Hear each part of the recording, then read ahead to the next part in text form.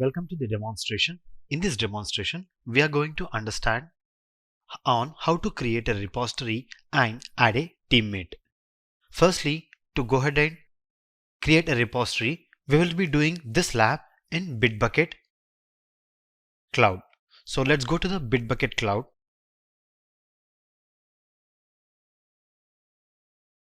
Log into the Bitbucket.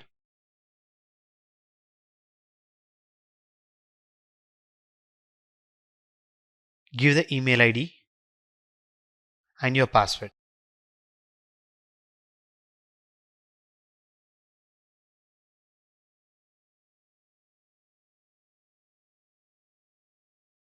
Now, this is how the dashboard of Bitbucket Cloud looks like. So for us to initially do, we need to go ahead and create a repository. So for us to create a repository, click here on creating a repository. Whenever we want to create a team, okay, and we need to add a teammate, so you need to go ahead and create a team as well as teammate. At this moment, let's go ahead and do the create repository action. So click on create repository. It will redirect you to a page where it will ask you to actually give the repository name. For example, my repository is going to be a product, so e-commerce.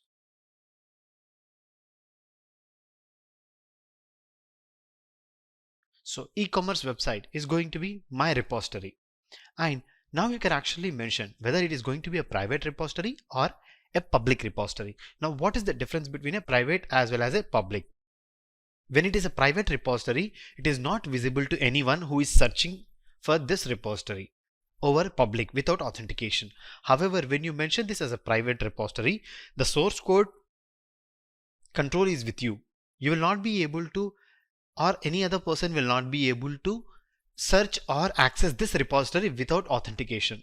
So that means only an authenticated person, that too a valid person like you, because you have the credentials, will be able to access this. Now include a readme file. Commonly a default file that will be included is a readme file. So let's go ahead and start with the readme file. Now click on advanced settings. Maybe if you want to write a description about this website and the repository, you can go ahead and write it.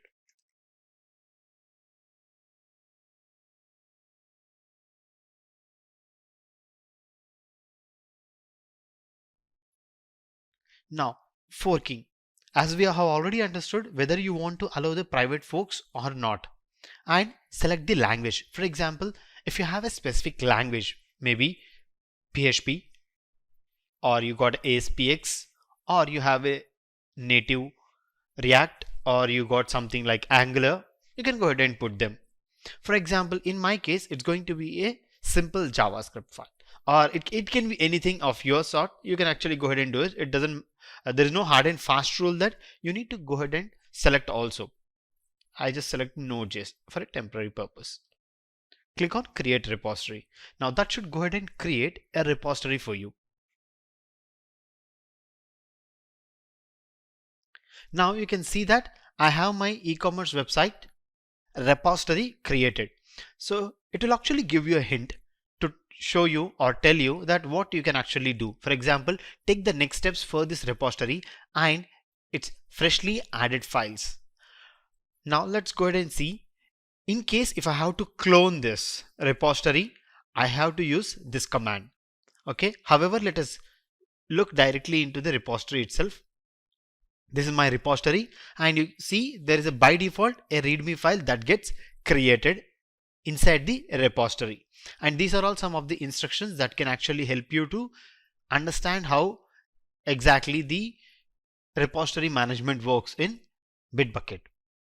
I hope that was clear at this till this moment.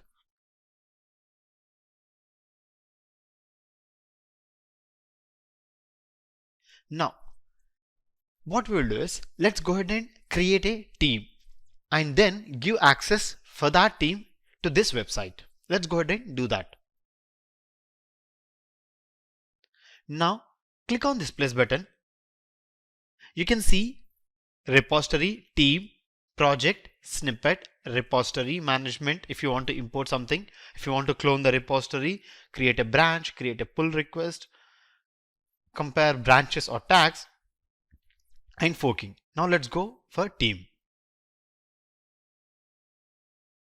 For example, the team name at this moment for me is a development team. So the team name is development. So this is the workspace ID. You can see that bitbucket.org, and you see that team already exists. So what I will do is, let me go ahead and change it. Let us see if this works. Okay, even this is existing. Or if I have to write, I'll write my company name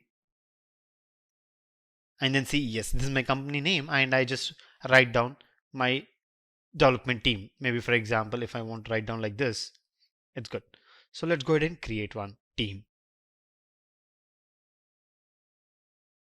Now, if you look at, for this team, there are no repositories. Okay. However, if you go back to repositories list, okay, what you can do is you can actually go ahead and assign if you have an existing repository. Okay. At this moment, I'm not assigning it. Let me go back and show you how it looks like. So if you look at here, I don't have any repositories yet. Okay. Now I can go ahead and create a different repository. Okay. The repository that we have created, e-commerce, is different. The repository that you're going to create here is different, because that is a direct repository. This is a Teams repository. So there is a difference here. Let's go ahead and create one Teams repository. So now you can see who is the owner. Here there are two people. One is a group of people, the other one is it's me. Okay. Now let's go ahead and create a different repository. You can also go ahead and select this, absolutely fine. But however, let's go ahead and create a team. Now, for example, I want to do a application development, web app for my any application. For example, this web application belongs to my vehicle management.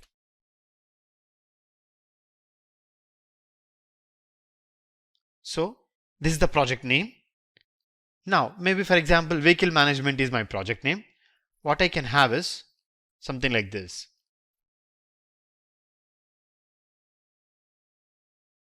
So project name is going to be vehicle management. In vehicle management, I have a web application. Now again, the same process. Is this going to be a private repository or public repository? And you can go ahead and write the advanced settings. So in this case, my web application, I'm just taking an example, is going to be a HTML CSS project. Okay, let's go ahead and create a repository.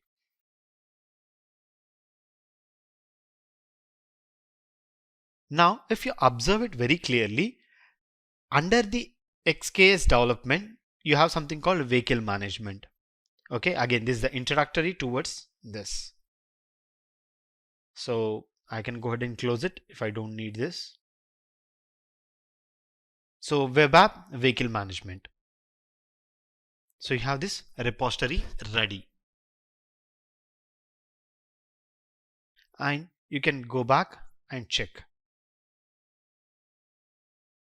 This is your main repository. If you see here, these are the recent repositories, or you can click here and look at the repositories. So you got two repositories. One is web app vehicle management. The other one is e-commerce website. However, the e-commerce website is owned by me, and web app vehicle management is owned by a team. So whoever is a part of this team, they will be able to access this. Now, for example, I go ahead and click on this to see the details of that website. For example, in this case, XKS development, I have one repository. For example, you click on this and you can see the members. So there is only one member who has access to the repository. For example, in case if I want to add more people, I can go ahead and click on manage team. Now what you can do is you can go ahead and create one more group, a subgroup, or you can add a member. Now you can enter the email address of the person and they will be able to access this email. Now let us go ahead and see given access to a different person. Maybe for example, you just enter the email ID of the person, click on add, and that member gets access to this repository. I hope that was clear. Now let's go back to the repositories. Go back to the repository. And you can see there are multiple options for you: commits, branches, pull request, pipelines, downloads, and settings. Anything that you want here, you can go back to the settings and you can actually go ahead and view the entire project, how the project will work, what kind of options are there.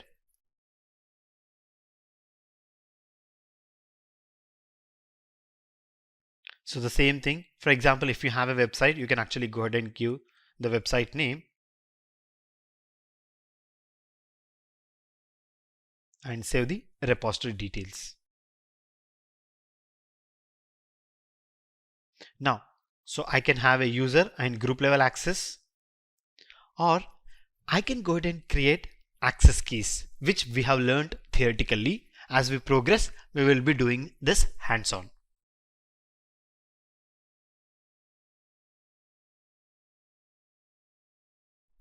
Now let's scroll down. If you have any username aliases, you can actually go ahead and use the username aliases too.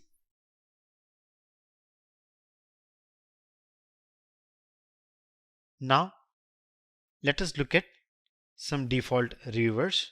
So who is the reviewer here? At this moment, I don't have any reviewer. So we need to go ahead and add the reviewer based on your organization. So let's go back to our Bitbucket repository. For example, if I have to create a file here, okay, it's very easy. From the web console itself, I can go ahead and create a file. So this is my file structure. Okay, here it's very clearly the instructions are given. If I have to edit the readme, I just click on that and I'll be able to edit the necessary changes.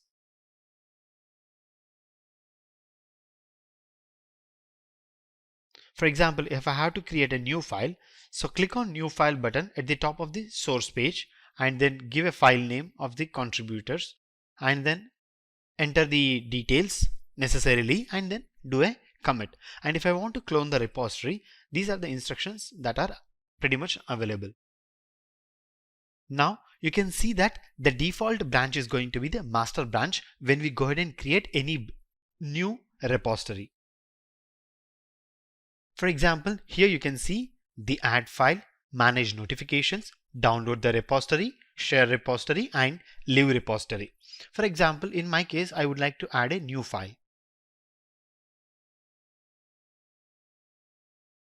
And you can see I'm going to create this on a master branch. So for me, I'm just going to create a HTML file.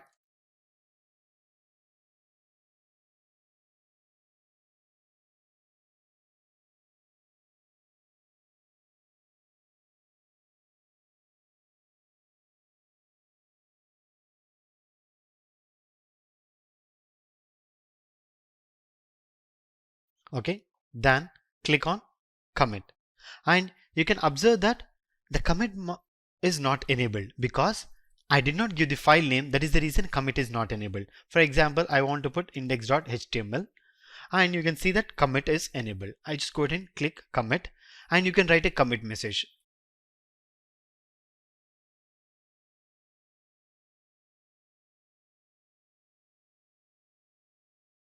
And click on commit.